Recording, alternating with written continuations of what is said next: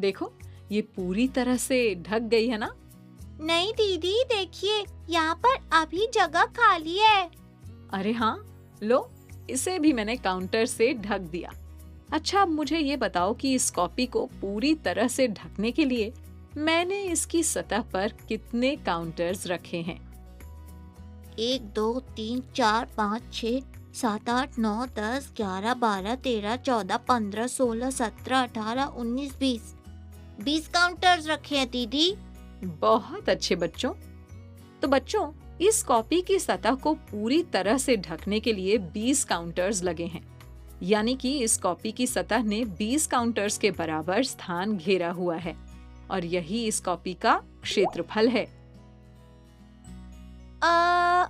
क्षेत्रफल वो क्या होता है दीदी? देखो बच्चों, ये कॉपी एक चौकोर या आयत के आकार की है। इसकी चारों भुजाओं के अंदर कुछ जगह यानी क्षेत्र है जो इस आकृति ने घेर रखा है। यही घेरी हुई जगह इसका क्षेत्रफल है। ओह अच्छा, तो क्या हर आकृति का क्षेत्रफल होता है दीदी? हाँ चटर, और हम उसे माप भी सकते हैं, जैसे अभी हमने इस कॉपी का क्षेत्रफल काउंटर्स की मदद से मापा। तो बच्चों, समझ गए ना कि किसी भी बंद आकृति द्वारा घेरी गई कुल जगह का माप उसका क्षेत्रफल कहलाता है। यानी इस कॉपी का क्षेत्रफल 20 काउंटर्स के बराबर हुआ। हाँ, सही कहा। एक बात और बच्चों, क्षेत्रफल केवल बंद आकृतियों का ही होता है। किसी भी खुली आकृति का क्षेत्रफल नहीं होता, समझे ना? हाँ दीदी। हाँ दीदी। दीदी, क्या हम काउंटर से ही हर आकृति का क्षेत्रफल ज्ञात करेंगे? बच्चों, हम हमेशा इकाई वर्गों द्वारा किसी भी आकृति का क्षेत्रफल निकालते हैं। इसका क्या मतलब है दीदी? बच्चों, जब भी हम किसी छोटी वस्तु की लंबाई ज्ञात करते हैं, तो हम उसे सेंटीमीटर में मापते हैं, है ना? हाँ दीदी। तो लंबाई मापने के लिए हम 1 सेंटीमीटर को एक इकाई यानी एक निश्चित मात्रा मान लेते हैं और इसी 1 सेंटीमीटर मात्रा का प्रयोग करके हम पूरी वस्तु की लंबाई माप लेते हैं। समझ रहे हो ना? जी दीदी।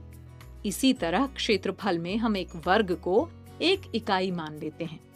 हम एक निश्चित लंबाई का वर्ग लेते हैं और उसके समान वर्गों से उस आकृति के पूरे क्षेत्र को भर देते हैं। जितने वर्ग उस आकृति को पूरी तरह से ढक देते हैं, वही उसका क्षेत्रफल होता है। ये देखो, मैंने बोर्ड पर ये एक आयताकार आकृति बनाई है। हमें इसका क्षेत्रफल इकाई वर्गों में ज्ञात करना है। कैसे दीदी? बच्चों, सबसे पहले हम स्केल लेंगे और इस आयत की लंबाई और चौड़ाई वाली चारों भुजाओं पर 1-1 इंच के चिन्ह बना लेंगे। ऊपर, नीचे, अब दाएं और बाएं भी। फिर क्या करेंगे? अब स्केल की सहायता से इन बिंदुओं को मिलाते हुए सीधी और आड़ी लाइनें खींच लेंगे। देखो, बन गए ना वर्ग? अरे हाँ दीदी, ये आकृति तो पूरी वर्गों से भर गई। हाँ चटर, ये सारे 1-1 इंच के वर्ग हैं।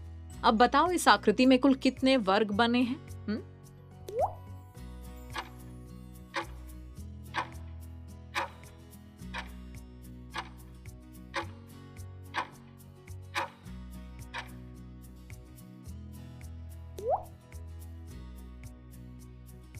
12 वर्ग बने हैं दीदी।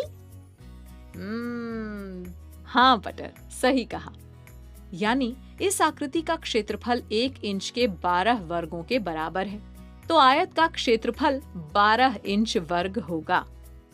अगर हमने इंच की जगह 1 सेंटीमीटर के वर्ग बनाए होते, तो क्षेत्रफल की इकाई सेंटीमीटर वर्ग होती। ठीक है ना? बच्चों, अब क्या आप इस माचिस बॉक्स का क्षेत्रफल ज्ञात कर सकते हो? हाँ दीदी, लेकिन इसके ऊपर हम वर्ग कैसे बनाएं? इसके लिए भी एक और तरीका सीखते हैं। कौन सा तरीका दीदी? देखो, मेरे पास ये एक पारदर्शी यानी जिसके आर पार आसानी से देखा जा सके ऐसी प्लास्टिक की एक शीट है। ये एक बड़े पेज के आकार की है। ये आयत के आकार की है ना दीदी? अरे वाह, बिल्कुल ठीक। अब जैसे हमने बोर्ड पर बनी आकृति में एक एक इंच के चिन्ह बनाए थे, वैसे ही परमानेंट मार्कर से हम इसमें भी एक एक इंच के चिन्ह बना लेंगे, लंबाई में भी और चौड़ाई में भी। अब बिंदुओं को मिलाते हुए सीधी और आड़ी लाइनें भी खींच लेंगे। लो, ये बन गए वर्ग। अब इस शीट की मदद से आप विभिन्न वस्तुओं का क्षेत्रफल माप सकते हो। पर कैसे मापेंगे दीदी? ध्यान से देखो, हम इस शीट से पहले इस माचिस बॉक्स का क्षेत्रफल मापेंगे। सबसे पहले इस शीट को हम इस माचिस बॉक्स के ऊपर इस तरह से रखेंगे कि शीट की लंबाई और चौड़ाई वाली भुजाएं और माचिस बॉक्स की भुजाओं के एकदम ऊपर आए। देखो, अब वर्गों ने माचिस बॉक्स को पूरी तरह से ढक दिया है ना? हाँ दीदी। अब गिनो और बताओ कितने वर्गों ने इसे ढका है?